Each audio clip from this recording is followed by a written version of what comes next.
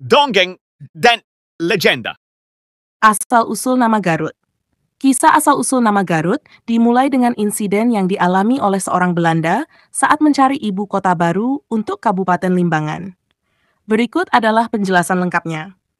Pencarian ibu kota baru. Pada masa itu, Kabupaten Limbangan sedang mencari ibu kota baru. Rombongan yang terdiri dari beberapa orang, termasuk orang Belanda, melakukan pencarian tersebut. 2. Insiden kecil. Dalam perjalanan, mereka menemukan mata air berupa telaga kecil yang tertutup semak belukar berduri. Seorang panitia yang merupakan orang Belanda mengalami luka gores di tangannya akibat terkena duri dari semak belukar tersebut. Orang Belanda itu kemudian berkata bahwa tangannya kakarut atau tergores hingga berdarah. 3. Pelafalan yang tidak fasih. Karena pelafalan bahasa Sunda yang kurang fasih, kata kakarut terdengar seperti gagaraut. Akhirnya, nama Gagaraut tersebut diadopsi oleh rombongan. 4. Penamaan tempat. Tanaman berduri tersebut kemudian dinamai Ki Garut. Mata air atau telaga kecil itu dinamai Cigarut. 5. Penetapan nama Garut. Daerah sekitar mata air tersebut mulai dikenal dengan nama Garut. Nama ini kemudian direstui oleh Bupati Kabupaten Limbangan, Adipati Adiwijaya, untuk dijadikan ibu kota Kabupaten Limbangan. 6. Pengesahan nama Kabupaten Garut. Berdasarkan surat keputusan Gubernur Jenderal nomor 60 tertanggal 7 Mei 1900, nama Kabupaten Limbangan diubah menjadi Kabupaten Garut dengan ibu kota Garut. Hari jadi Garut kemudian ditetapkan pada tanggal 15 Februari 1900, mengacu pada cetusan nama Garut yang muncul saat pencarian ibu kota baru untuk Kabupaten Limbangan. Kisah ini menjelaskan bagaimana sebuah insiden kecil dapat menjadi asal-usul nama sebuah daerah yang hingga kini dikenal sebagai Garut. Kisah mengenai asal-usul nama Garut tidak berhenti pada insiden luka kecil yang dialami oleh orang Belanda tersebut. Berikut adalah lanjutan cerita dan penjelasan lebih rinci mengenai perkembangan selanjutnya. 7.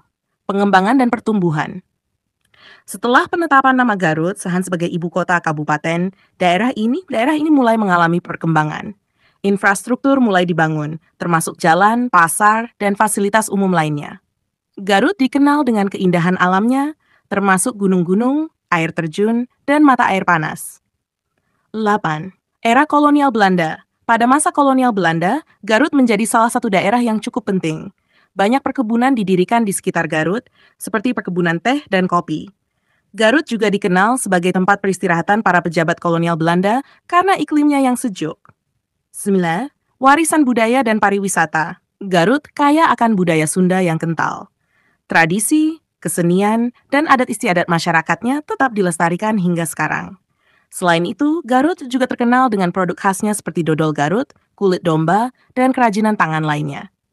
Tempat-tempat wisata seperti Kawah Kamojang, Situ Bagendit, dan Gunung Papandayan menjadi daya tarik bagi wisatawan. 10.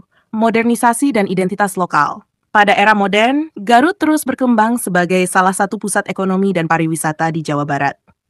Pemerintah daerah berupaya untuk memajukan Garut dengan tetap mempertahankan identitas dan warisan budayanya. Pembangunan fasilitas pendidikan, kesehatan, dan transportasi terus ditingkatkan untuk mendukung kesejahteraan masyarakat. Perayaan Hari Jadi Garut. Hari Jadi Garut yang diperingati setiap tanggal 19 Februari menjadi momentum penting bagi masyarakat Garut untuk merayakan sejarah dan kemajuan daerah mereka. Berbagai acara budaya, festival, dan kegiatan lainnya digelar untuk memperingati hari jadi ini. Peringatan ini juga menjadi ajang untuk memperkenalkan potensi wisata dan budaya Garut kepada dunia luar. Kisah asal-usul nama Garut dari insiden kecil tersebut mencerminkan bagaimana sejarah lokal bisa memiliki dampak besar pada identitas dan perkembangan sebuah daerah. Garut yang sekarang dikenal sebagai kota yang indah dan kaya budaya, tidak lepas dari sejarah panjang yang membentuknya.